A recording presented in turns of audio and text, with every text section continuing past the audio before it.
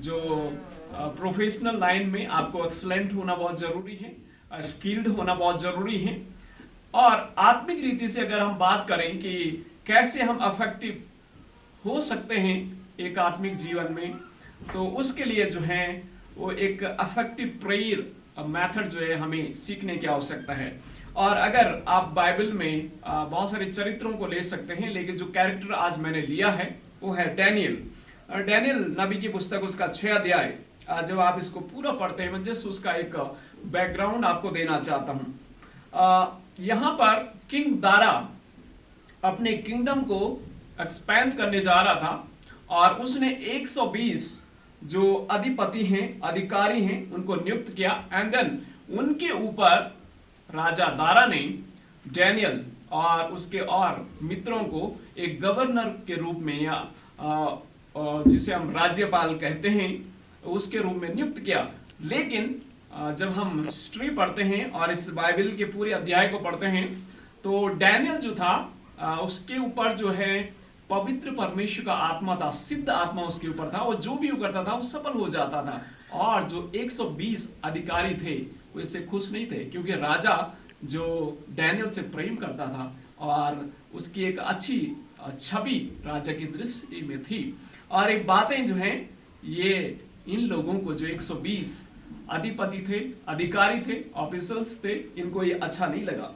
And then उसके Daniel के खिलाफ इन्होंने एक तरकीब निकाली कि कैसे न कैसे डैनियल को हम एक ऐसे चीजों में फंसाएं जो राज्य की दृष्टि में उसकी छवि खराब हो जाए। उन्होंने तरकीब अपनाई, लेकिन सब तरकीब में फेल हो गए। उन्होंने एक चीज अपनाई, उन्होंने सोचा अब डैनियल को किसी भी फील्ड में हम उसको नहीं पकड़ पाएंगे, क्योंकि वो फेथफुल है, ऑनेस्ट है और जो भी काम करता है वफादारी से करता है।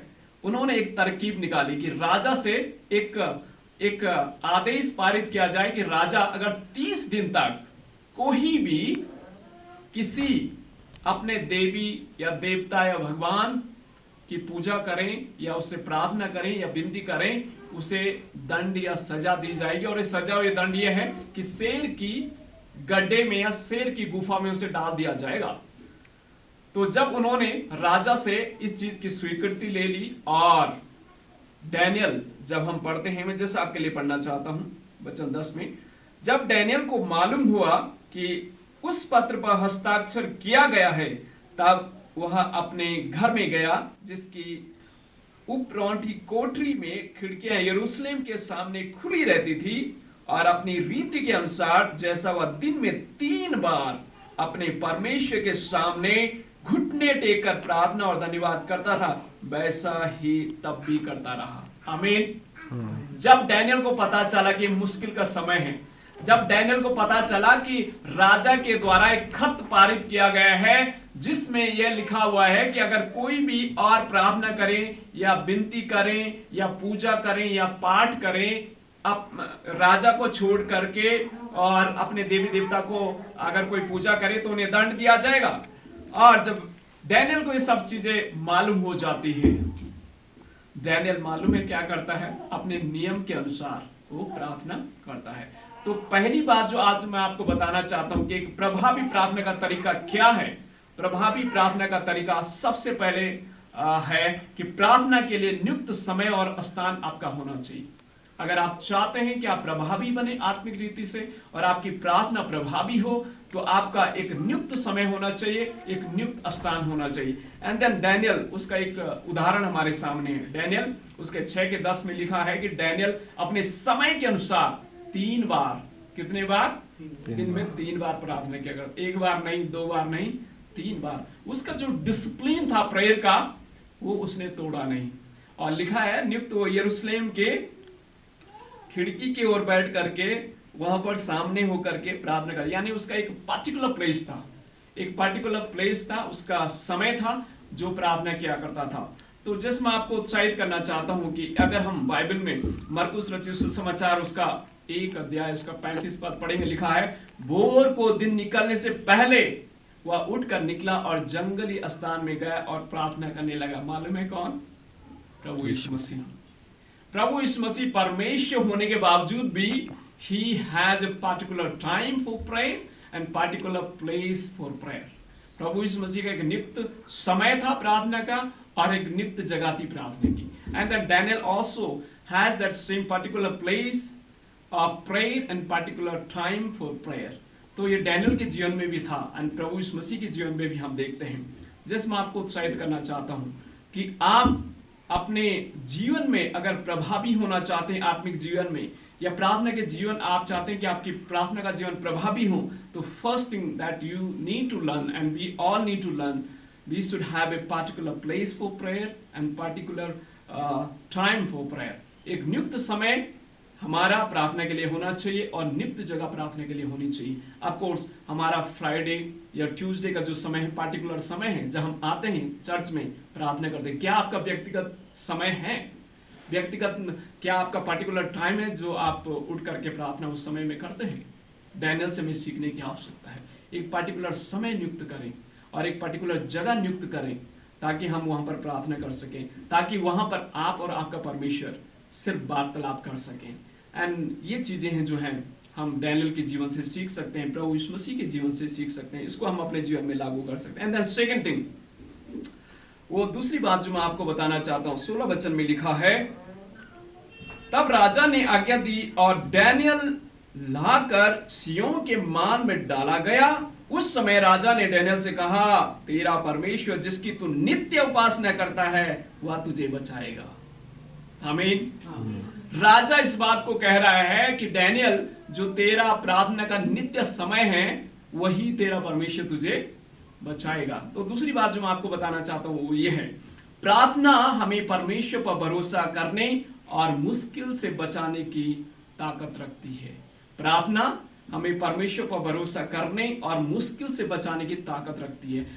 राजा दारा जानता है उसकी प्रार्थना की ताकत को। राजा दारा स्वयं कहता है कि हे डैनियल, तेरा परमेश्वर जिसकी तू उपासना है, जिससे तू प्रार्थना करता है वही तुझे बचाएगा। और डैनियल भी इस चीज को जानता है कि मेरा परमेश्वर जो है, अब राजा की जो आदेश पारित हुआ है, राजा उससे बहुत प्रेम करता था। राजा नहीं चाहता था कि डैनियल को शेर की इस गुफा में डाला जाए, गड्ढे में डाला जाए। लेकिन लिखा हुआ है, जब आप 16 पद से नीचे 19-20 तक पढ़ते हैं तो लिखा है, राजा खाना नहीं खाता है, राजा सोता नहीं है, बेचैन रहता है। उसको यही चिंता रहती कि कैसे मैं डैनियल को बचाऊं। लेकिन उसके जो 120 अधिकारी थे वो कहते, राजा आप ध्यान देना, आपने जो लागू किए हैं ना कानून, उनको बदला नहीं जा सकता। और वो एक तो राजा को उन्होंने फंसा लिया, दूसरा डैनियल को फंसा लिया। अब ऐसी मुश्किल की घड़ी में, ऐसी परेशानी में डैनियल का जो भरोसा है परमेश्वर के ऊपर था। इवन दारा राजा का भी भरोसा परमेश्वर के ऊपर था। तो उन्होंने प्रार्थना किया और परमेश्वर ने डैनियल को सचमुच बचाया। मैं 20 वचन आपके लिए पढ़ना चाहता हूं। लिखा है, जब राजा गड्ढे के निकट आया तो शोक भरी वाणी से चिल्ला करके कहने लगा, डैनियल, हे जीवित परमेश्वर के दास, क्या तेरा परमेश्वर जिसकी तू नित्य उपासना करता है तुझे सियों से बचा सका है? फिर 22 पद में लिखा है, मेरे परमेश्वर ने अपना दूत भेजकर सिंह के मुंह को बंद कर दिया। आमीन। परमेश्वर जो है, जब आप और मेरा भरोसा परमेश्वर पर होता है, मुश्किल की घड़ी में भी परमेश्वर में बचा लेता है। आमीन। परमेश्वर, जब इंसान मदद ना करे ना आपकी, जब मेरी इंसान मदद ना करे, उस समय परमेश्वर इतनी शक्ति रखता है, अपने दूत भेज करके भी शेर के मुंह को बंद कर सकता है। यानी ये पूरी सृष्टि जो है परमेश्वर के नियंत्रण में है। भले शेर हो, भले जीव जंतु हो, कोई भी क्यों ना हो, सारी ब्रह्मांड जो है, पूरी सृष्टि जो है परमेश्वर के हाथ में है। और जब इंसान आपकी मदद ना करें और जिस पर आप फुल भरोसा रखते हैं, देखो एक किंग था, किंग के पास अधिकार था लेकिन वो भी हेल्पलेस था, डैनियल की मदद नहीं कर पाए। कई बार आप मैं ऐसी सिचुएशन में होकर के जाएंगे जिससे आप प्रेम करते हैं या जो आपसे प्रेम करता है उसके बाद ताकत हो सकता है, पैसा हो सकता है, सब कुछ हो सकता है, शायद वो भी ऐसी मुश्किल में आ जाए आपकी मदद ना कर पाए। लेकिन मैं आपको उत्साहित करना चाहता हूं, जिस पर आप भरोसा रखते हैं ना, जिस परमेश्वर पर आप यकीन रखते हैं, वो आपको मुश्किल से बचाने के लिए, अगर इंसान मदद ना करें या कोई आपके प्रिय लोग मदद ना करें, परमेश्वर अपने दूत भेज करके आपकी मदद करेगा। आमीन। परमेश्वर हमारी मदद करेगा। मुश्किल की घड़ी में प्रार्थना करें, मुश्किल की घड़ी में परमेश्वर पर भरोसा रखें। परमेश्वर इतना सक्षम है कि हमें बचा लेगा, जैसे परमेश्वर ने डैनियल को बचाया। मैं जैसे आगे बढ़ना चाहता हूं, जब आप 26 वचन में पढ़ेंगे, मैं जस्ट आपके लिए पढ़ना चाहता हूं। मैं यह आज्ञा देता हूं कि जहां जहां तेरे राज्य का अधिकार है, या जहां जहां मेरे राज्य का अधिकार है, वहां के लोग डैनियल के परमेश्वर के सामने कांपते और थरथराते रहें, क्योंकि जीवता और युगानुयुग रहने वाला परमेश्वर वही है। उसका राज्य अविनाशी है और उसकी प्रभुता सदा रहेगी। आमीन। तीसरी बात जो आपको कहना चाहता हूं ये है, प्रार्थना के द्वारा हम आशीषित और विजय होते हैं। आमीन। प्रार्थना के द्वारा आप और मैं आशीषित और विजय होते हैं। हम देखते हैं कि यहां पर डैनियल को नाश करने के लिए बड़ी योजनाएं थी। 120 लोगों ने योजना बनाई डैनियल के खिलाफ। इवन राजा के खिलाफ भी उन्होंने योजना बनाई कि उसे हरा लिया जाए या पराजित किया जाए, और उसको आशीषित जो व्यक्ति था, लोगों ने वो देखा ये अच्छा व्यक्ति है, राजा से प्रसन्न है, उसके जीवन में लोगों ने आशीष देखी, लोग उससे चिढ़ने लगे, है ना, जलन करने लगे। लेकिन परमेश्वर जो है अपने लोगों को छोड़ता नहीं है। परमेश्वर ने डैनियल को आशीष दी, और भी आशीष दी, और भी विजय परमेश्वर ने डैनियल को किया। जस्ट मैं 28 वचन में पढ़ना चाहता हूं। और डैनियल दारा और कूश और फारसी दोनों के राज्य के दिनों में भाग्यवान रहा। आमीन। परमेश्वर ने डैनियल को भाग्यवान बनाया, यह आशीषित किया, यह विजय किया। और जब यह दुख की बात है और ये खेद की बात भी है, जब हम आगे 24 वचन में पढ़ते हैं, मैं चाहता हूं कि कोई हमारे लिए पढ़ेगा जिसने हिंदी बाइबल निकाली है, कोई 24 वचन पढ़े मेरे लिए।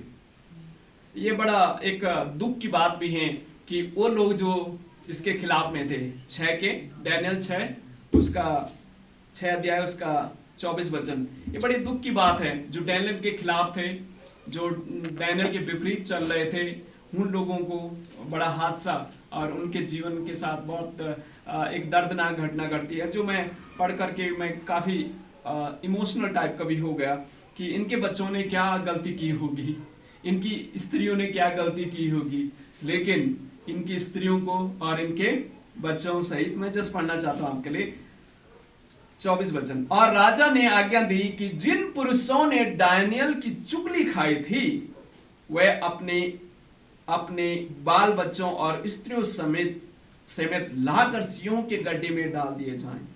और गड्ढे की पेंदी तक भी नहीं पहुंचे थे कि सिंहों ने उन पर झपट कर सब हड्डियां उनकी चबा करके उन्हें मार डाला। हमें कितना खेद का बात है।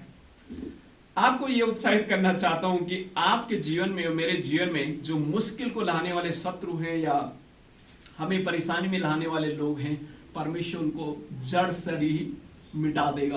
परमेश्वर ने देखो एक भी नहीं वहां छूटा, ना बच्चे उनके छूटे, ना पत्नियां छूटी, उनका खानदान सब कुछ क्या हो गया, समाप्त हो गया। तो कहना क्या चाहता हूं, परमेश्वर जब आपको आशीष देता है ना, उसमें कोई भी आंच लाने वालों को परमेश्वर छोड़ता नहीं। जब आपको परमेश्वर विजय देता है, किसी को नहीं छोड़ेगा जो आपको पराजित कर सके। आमीन।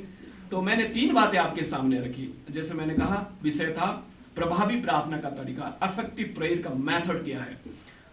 पहली बात मैंने बताया, परमेश्वर के लिए नियुक्त समय, प्रार्थना के लिए नियुक्त समय और स्थान हमें रखना चाहिए, जैसे डैनियल का था, जैसे प्रभु यीशु मसीह का था। आपका और मेरा भी ऐसा होना चाहिए, ताकि हमारी प्रार्थनाएं हमारे पिता परमेश्वर के सामने आसानी से हम पहुंचाने वाले हो सकें।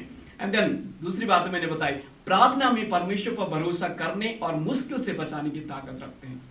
120 लोग उसके खिलाफ थे डैनियल के, लेकिन डैनियल अकेला था। लेकिन वो अकेले, डैनियल का भरोसा उस महान परमेश्वर पे था, जिस परमेश्वर ने उसे मुश्किल की घड़ी में शेर के गड्ढे से, शेर के मुंह से परमेश्वर ने उसे बचाया। शेर वो तो जानवर है, वो किसी को नहीं बख्शता, लेकिन परमेश्वर ने उसको अपने दूत भेज करके उसकी मदद और सहायता किया। तो भरोसा अगर आपका परमेश्वर पर है, कोई भी शक्ति इस दुनिया में, इस पृथ्वी में, स्वर्ग में हो, पृथ्वी में हो, आपको कोई भी ताकत जो है आपको कोई नुकसान नहीं कर पाए, क्योंकि परमेश्वर आपके साथ रहता है और आपको बचाता है। तीसरी बात मैंने बताई, प्रार्थना के द्वारा हमें आशीषित और विजय हम होते हैं। डैनियल को परमेश्वर ने और उठाया। वो 120 लोग चाह रहे थे कि हम लोग डैनियल के ऊपर अधिकारी बनेंगे, लेकिन परमेश्वर ने डैनियल को और उठाया, गिरने नहीं दिया अपने दास को। तो परमेश्वर जब हमें आशीष देता है ना, कोई दुनिया इस पृथ्वी में नहीं जो आपको मुझे रोक पाएगी, और विजय परमेश्वर में करेगा। और डैनियल की इतनी छवि पूरी दुनिया में उस समय फैल गई, दारा राजा के राज्य में फैल गई। राजा ने उसे और 2 राज्यों का जो है, और 2 देशों का भी अधिपति उसे बना दिया। तो परमेश्वर हमें आशीष दे। और मैं चाहता हूं कि आपको मेरा प्रार्थना का एक जो है एक पर्टिकुलर टाइम होना चाहिए, पर्टिकुलर जगह होना चाहिए, ये आप निश्चित करें। परमेश्वर आपको आशीष देगा, बहुत आयत की आशीष देगा, आप यकीन भी नहीं कर सकते। परमेश्वर इतनी आशीष आपको देगा और आपके जीवन में देगा, हमारी कलीसिया में देगा। मैं आशा करता हूं कि, और विश्वास भी करता हूं कि बिलीवर्स चर्च में ट्यूसडे प्रार्थना का जो एक पर्टिकुलर समय और स्थान है, और फ्राइडे का जो है या संडे का जो है, इसलिए परमेश्वर ने कलीसिया को आशीष दी है। तो इसका लगातार पालन करें, अपने व्यक्तिगत जीवन में भी पालन करें, कलीसिया में भी पालन करें, परमेश्वर आशीष देंगे। एंड देन दूसरी बात, एप्लीकेशन के रूप में आप मैं ले सकते हैं कि जीवन के हर समय में पहला स्थान परमेश्वर को दें, जैसा डैनियल देता था। अगर आप पहला स्थान परमेश्वर को देंगे, सुख में पहला स्थान दे, दुख में भी पहला स्थान दे, और परमेश्वर आपको नहीं छोड़ेगा, परमेश्वर आपको नहीं त्यागेगा, आपको आशीष देगा और आपको बढ़ाएगा। तो प्रभु हमारी मदद और सहायता करें कि हम जब प्रार्थना करने जा रहे हैं तो हमारी प्रार्थना भी ऐसी प्रभावी प्रार्थना हो जैसे डैनियल की थी, और हमारी प्रार्थनाएं परमेश्वर स्वीकार करें, ग्रहण करें, और हमारी भाई बहन जो जरूरतों में हैं उनको भी परमेश्वर आशीष दे। तो आइए हम छोटी सी प्रार्थना करें। प्रभु हम धन्यवाद करते हैं, प्रार्थना करते हैं परमेश्वर के इन वचनों के द्वारा हमें आशीषित करें, और हमारा जो एक प्रार्थना का एक प्रभावी जीवन होने के लिए प्रभु मदद करें। जैसे डैनियल का था, हम सबों का होने पाए, एक निश्चित समय होने पाए, निश्चित जगह होने पाए परमेश्वर, हमारा भरोसा आप पर होने पाए परमेश्वर। और प्रभु आप हमें आशीष देंगे, हमें विजय करेंगे, ये भरोसा, ये विश्वास हमें आप पर है प्रभु। यीशु के नाम से प्रार्थना मांगते हैं। ओके, थैंक यू प्रभु, आशीष दे आप।